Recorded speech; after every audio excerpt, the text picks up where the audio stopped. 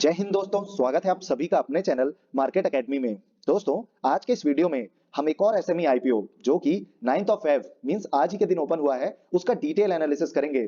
दोस्तों, कंपनी का नाम है lead reclaim and rubber product limited. दोस्तों, हम इस वीडियो में कंपनी की प्रोफाइल यानी बिजनेस मॉडल का डिटेल एनालिसिस करेंगे, साथ ही कंपनी के फाइनेंशियल्स और रेवेन्यू मॉडल को भी चेक करेंगे और जानेंगे कि कंपनी अपने आईपीओ को किस वैल्यूएशन पे लेकर के आई है।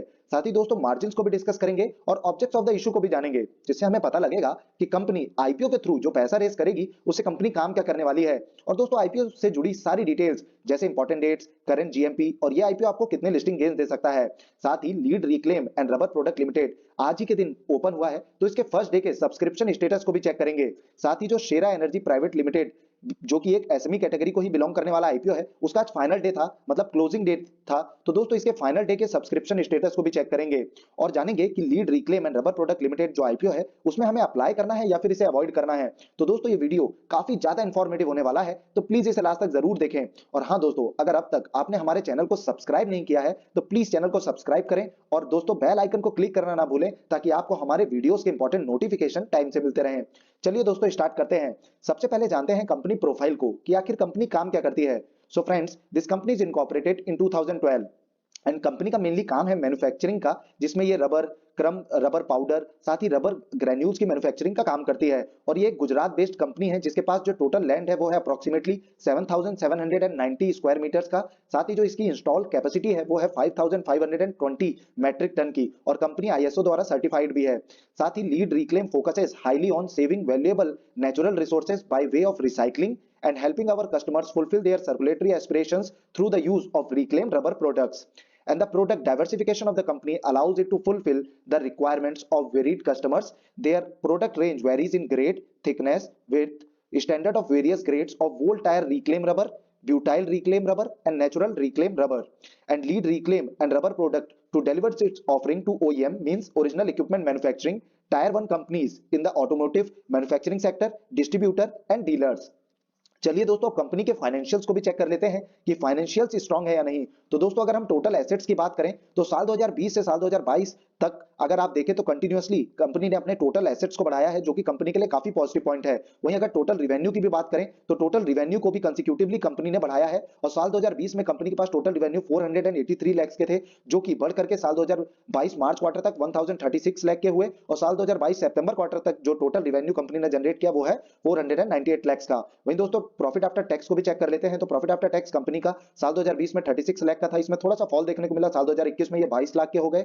वहीं साल 2022 में दोस्तों ये 47 लाख के हुए और साल 2022 में सितंबर क्वार्टर तक जो प्रॉफिट कंपनी ने अर्न किया वो है 35 लाख का। अब दोस्तों नेटवर्थ को भी चेक कर लेते हैं। तो 17 लाख से नेटवर्थ बढ़ करके 555 लाख की हो गई है। और दोस्तों एक और बहुत ही महत्वपूर्ण फिगर होता है जो हमें हमेशा ही चेक करना चाहिए, वो है दोस्तों टोटल बोरोइंग्स या फिर डेट को चेक करना। तो दोस्तों कंपनी के पास टोटल बोरोइंग साल 2020 में 377 लाख की थी, जो कंपनी ने कम की है और साल 2022 सितंबर क्वार्टर तक जो बोरोइंग या डेट कंपनी के पास निकल करके आ रहा है वो है 271 लाख का। तो दोस्तों कंपनी के पास बोरोइंग तो फिर भी थोड़ी सी ज्यादा है, जो कंसर्न वाला फैक्टर है, पर फिर भी कंपनी अपने फाइनेंशियल्स को सुधारती हुई नजर आ रही है, क्योंकि कंपनी ने अपने बोरोइंग्स को कम किया है। वहीं कंपनी प्रॉफिट जनरेट कर रही है और रेवेन्यू भी जनरेट कर रही है और कंसेक्यूटिवली सालाना उसे बढ़ा भी रही है। अब दोस्तों वैल्यूएशन और मार्जिन्स को भी डिस्कस कर लेते हैं। तो अर्निंग पर शेयर 3 का निकल करके आ रहा है। वहीं अगर रिटर्न ऑन नेटवर्थ की बात करें तो 16.53 का है, नैव कंपनी का 13.06 का है, आरओसी भी कंपनी काफी अच्छा ऑफर करती है 15.70 का है। वहीं जो डेट टू इक्विटी रेशियो की बात करें तो ये थोड़ा सा कंसर्न वाला फैक्टर है, कंपनी के पास डेट थोड़ा सा ज्यादा है, 0.93 का डेट टू इक्विटी रेशियो निकल करके आ रहा है। और ओवरऑल फाइनेंशियल्स अच्छे ही निकल करके आ रहे हैं, थोड़े स्ट्रॉन्ग फाइनेंशियल्स है, पर कंपनी के पास फिर भी डेट काफी ज्यादा है, क्योंकि ये एक स्मॉल एंड मीडियम एंटरप्राइज है, काफी छोटे मार्केट कैपिटलाइजेशन वाली एक कंपनी है। अब दोस्तों ऑब्जेक्ट ऑफ द इशू को भी डिस्कस कर लेते हैं। तो कंपनी ने जो पॉइंट दिया है उसमें सबसे पहला पॉइंट है फंडिंग और working capital requirements. Second point दोस्तों है purchase of plant and machinery for augmenting our manufacturing facility and third point निकल करके आ रहा है जनरल कॉर्पोरेट पर्पस। अब दोस्तों आईपीओ से रिलेटेड बाकी डिटेल्स को भी डिस्कस कर लेते हैं। तो जैसा कि हमने देखा था कि 9th ऑफ फेब मतलब आज ही के दिन आईपीओ ओपन हुआ है और इसकी जो क्लोजिंग डेट है वो 13th ऑफ फेब रहने वाली है। फेस वैल्यू की बात करें तो 10 रुपए पर शेयर की फेस वैल्यू डिसाइड की गई है और ये एक फिक्स प्राइस इशू आईपीओ है दोस्तों। तो इसमें जो प्राइस है वो 25 पर शेयर का डिसाइड किया गया है और लॉट साइज दोस्तों 6000 शेयर्स का है। वहीं अगर इशू साइज की हम बात करें तो 4.88 करोड़ का इशू है, जो कि पूरा का पूरा फ्रेश इशू है। और जो दोस्तों काफी छोटा ये आईपीओ लेकर के आई है कंपनी, क्योंकि आमतौर पर एसएमई कैटेगरी में भी देखा जाता है कि 10 से 20 करोड़ का तो रहता है जो इशू साइज है, लेकिन ये काफी छोटा है, 4.88 करोड़ का ही है। वहीं दोस्तों अगर इशू टाइप की बात करें तो जैसा कि हमने देखा था कि फिक्स प्राइस इशू आईपीओ ये है जिसकी लिस्टिंग एनएसई एसएमई में होने जा रही है। वहीं दोस्तों इसमें क्यूआईबीज का कोटा नहीं है, एचएनआईज का 50% का कोटा रिजर्व किया गया है। वहीं रिटेल कैटेगरी में भी 50% का जो कोटा है वो रिजर्व किया गया है। और इसके मार्केट मेकर की अगर हम बात करें तो SVCM security private limited are the market maker. अब दोस्तों आईपीओ से रिलेटेड टेंटेटिव टाइम टेबल को भी डिस्कस कर लेते हैं। तो उसकी ओपनिंग 9th ऑफ फेब मतलब आज ही के दिन हुई है, क्लोजिंग 13th ऑफ फेब को रहने वाली है। अलॉटमेंट की जानकारी मतलब अलॉटमेंट का पता आपको 16th ऑफ फेब को लगेगा। और वहीं अगर आपको अलॉटमेंट नहीं मिलता है तो 17th ऑफ फेब को आपके पैसे आपको रिफंड कर दिए जाएंगे। और अगर आपको अलॉटमेंट मिल जाता है तो 20th ऑफ फेब को आपके शेयर्स आपके डीमेट अकाउंट में क्रेडिट कर दिए जाएंगे। और दोस्तों इसकी जो लिस्टिंग है वो 21st ऑफ फेब को रहने वाली है। अब दोस्तों आईपीओ के लॉट साइज को भी डिस्कस कर लेते हैं। तो रिटेल कैटेगरी से अगर आप एक लॉट के लिए यानी 6000 शेयर्स के लिए इस पर्टिकुलर इशू में बिडिंग लगाना चाहते हैं तो दोस्तों जो अमाउंट आपको लगेगा वो है 1,50,000 का। वहीं दोस्तों अगर आप एचएनआई कैटेगरी से मिनिमम 2 लॉट यानी 12,000 शेयर्स के लिए इस पर्टिकुलर इशू में बिडिंग लगाना चाहते हैं तो जो अमाउंट आपको लगेगा वो है 3 लाख रुपीस का। अब दोस्तों कई सारे डाउट आते हैं कि किस तरीके से एसएमई कैटेगरी में या फिर मेन लाइन कैटेगरी में अलॉटमेंट का पूरा प्रोसीजर होता है, किस तरीके से आईपीओ को अलॉट किया जाता है। तो दोस्तों इसे समझने के लिए कैटेगरी वाइज डिटेल में इसे समझने के लिए आप आई बटन पे क्लिक कर इस वीडियो को जरूर देखें। इसमें हमने category wise retail category, HNI, QIB category सभी को डिटेल में कवर किया है कि किस तरीके से अलॉटमेंट का पूरा प्रोसीजर काम करता है। वहीं दोस्तों आईपीओ के प्रमोटर अगर होल्डिंग की बात करें तो प्री इशू में ये 86.48% की थी, जो कि पोस्ट इशू में घट करके 63.51% की रहने वाली है। दोस्तों एक और बहुत ही महत्वपूर्ण फिगर होता है जो हमें हमेशा ही चेक करना चाहिए जब भी हम किसी आईपीओ में अप्लाई करते हैं, चाहे वो एसएमई कैटेगरी का आईपीओ हो चाहे वो मेन लाइन कैटेगरी का आईपीओ है, वो है दोस्तों जीएमपी को चेक करना, मतलब ग्रे मार्केट प्रीमियम को चेक करना।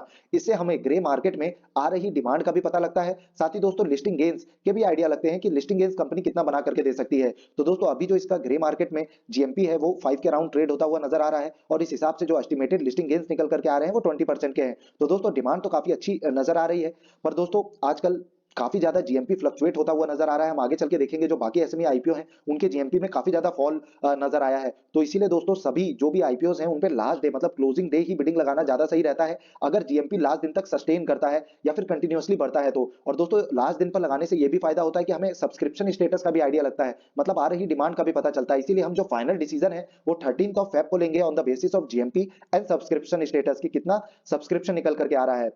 और दोस्तों इसे हम पोस्ट के थ्रू आपको अपडेट भी कर देंगे कि हम इस पर्टिकुलर आईपीओ में अप्लाई कर रहे हैं या फिर इसे अवॉइड कर रहे हैं।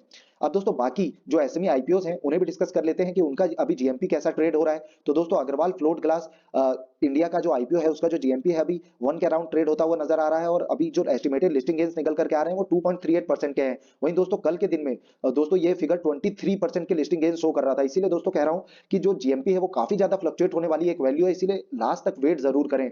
साथ ही दोस्तों हमने अग्रवाल फ्लोट ग्लास लिमिटेड पे भी एक डेडिकेटेड वीडियो बनाया है, तो आप आई बटन पे क्लिक कर उस वीडियो को देख सकते हैं। और दोस्तों इंडोंग टी कंपनी की अगर बात करें तो इसका जो जीएमपी है वो 3 के अराउंड ट्रेड हो रहा है और इस हिसाब से जो एस्टिमेटेड लिस्टिंग गेन्स निकल करके आ रहे हैं वो 11.54% की लिस्टिंग शो कर रहे हैं। इस पे भी हमने डेडिकेटेड वीडियो बनाया है दोस्तों, आप प्लेलिस्ट या फिर आई बटन पे क्लिक कर इस वीडियो को देख सकते हैं। और शेरा एनर्जी जो आईपीओ है दोस्तों उसकी आज लास्ट डेट थी और इसका जो जीएमपी है वो अभी 11 के अराउंड ट्रेड होता हुआ नजर आ रहा है और जो एस्टिमेटेड लिस्टिंग गेन्स निकल करके आ रहे हैं वो 19.30% की लिस्टिंग शो कर रहे हैं। अब दोस्तों हमने आज पोस्ट के थ्रू भी अपडेट किया था कि थोड़ा सा रिस्क फैक्टर ज्यादा जुड़ गया है अभी किसी भी एसएमई आईपीओ में, इसीलिए आप चाहें तो कुछ समय के लिए आप एसएमई आईपीओस को अवॉइड भी कर सकते हैं क्योंकि जीएमपी काफी ज्यादा फ्लक्चुएट होते हुए नजर आ रहे हैं। साथ ही जो पहले ग्रे मार्केट में डिमांड निकल करके आ रही थी सारे ही आईपीओस में, अब वो थोड़ी सी कम हो गई है और थोड़ा सा रिस्क फैक्टर ज्यादा जुड़ा हुआ नजर आ रहा है। और दोस्तों इसकी जो लिस्टिंग है वो 17th ऑफ फेब को रहने वाली है, तो हम इस पे जो लिस्टिंग डे स्ट्रेटेजी है वो जरूर अपडेट कर देंगे आपको थ्रू पोस्ट और थ्रू वीडियो। दोस्तों अब शेरा एनर्जी प्राइवेट लिमिटेड के फाइनल डे के सब्सक्रिप्शन स्टेटस को भी चेक कर लेते हैं। तो दोस्तों इसमें क्यूआईबीज का भी कोटा था और क्यूआईबीज ने इसे 8.73 टाइम ओवर सब्सक्राइब किया है। वहीं एचएनआई कैटेगरी में ये 190 टाइम मैसिव सब्सक्रिप्शन देखने को मिला है। वहीं रिटेल कैटेगरी में भी मैसिव सब्सक्रिप्शन आया है दोस्तों, 51.30 टाइम ओवर सब्सक्राइब हुआ है और एम्प्लॉइज ने भी इसे फुल्ली सब्सक्राइब किया है 1.46 टाइम। और ओवरऑल जो सब्सक्रिप्शन स्टेटस निकल करके आया है फाइनल डे पे वो है 47.36 टाइम्स का। तो दोस्तों काफी अच्छा सब्सक्रिप्शन स्टेटस निकल करके आया है, पर जीएमपी कंटिन्यूअसली फॉल हो रहा है और उसमें गिरावट देखने को मिल रही है। तो दोस्तों देखना होगा कि 1-2 दिन में, क्योंकि सब्सक्रिप्शन तो काफी अच्छा निकल करके आया है, तो जीएमपी बढ़ता है या फिर नहीं। वहीं दोस्तों अगर lead reclaim and rubber product limited की हम बात करें तो फर्स्ट डे में क्योंकि दोस्तों इसमें क्यूआईबी का तो कोई भी कोटा नहीं है, एचएनआईज ने इसे फर्स्ट डे ही 1.37 टाइम्स ओवर सब्सक्राइब किया है। वहीं रिटेल कैटेगरी में भी ये 2.83 टाइम ओवर सब्सक्राइब हो चुका है और फर्स्ट डे ही फुल्ली सब्सक्राइब होकर 2.10 टाइम सब्सक्रिप्शन निकल करके आया है। तो दोस्तों सब्सक्रिप्शन काफी अच्छा निकल करके आ रहा है, दोनों ही आईपीओ में काफी अच्छा निकल करके आ रहा है, पर जो जीएमपी है वो काफी ज्यादा सारे ही एसएमई आईपीओ में फॉलो होता हुआ नजर आ रहा है। तो दोस्तों हम अपने इस चैनल में सारे ही जो आईपीओज हैं उनका डिटेल रिव्यू और एनालिसिस करते हैं, तो आप चैनल को जरूर सब्सक्राइब करें। और दोस्तों अगर ये वीडियो आपको इन्फॉर्मेटिव लगा हो तो प्लीज वीडियो को लाइक करें और बेल आइकन को क्लिक करना ना भूलें, ताकि आपको हमारे वीडियोस के इंपॉर्टेंट नोटिफिकेशन टाइम से मिलते रहें। धन्यवाद दोस्तों, जय हिंद।